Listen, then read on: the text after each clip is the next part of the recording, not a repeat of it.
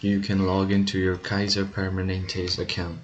So if you don't know what that is, Kaiser Permanente is basically a healthcare company that operates throughout the US and has different facilities related to health like insurance and stuff.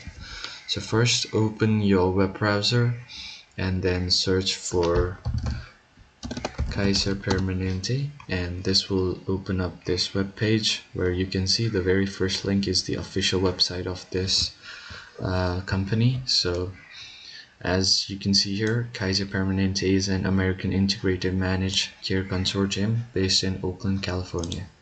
So in order to sign in, you just click on the first link. This will take you to the official website of the company, and if you want to learn more about it, you can read it here. There are many articles here, so if you want to get more information, then you can get it from this official website, or you can Google.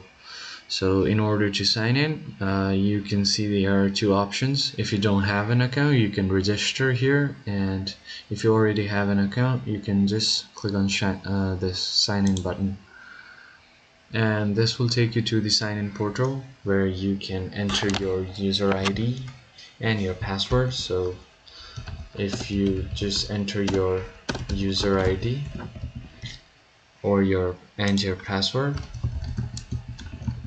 once you do that, you can just simply click on sign in. But if you're not able to sign in, then make sure your user ID and your password are correct.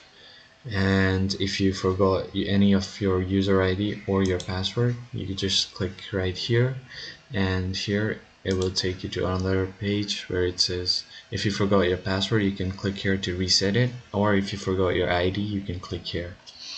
And that's how you can easily sign into Kaiser Permanente's account. So I hope this video was helpful, and I'll see you on the next one. Thank you for watching.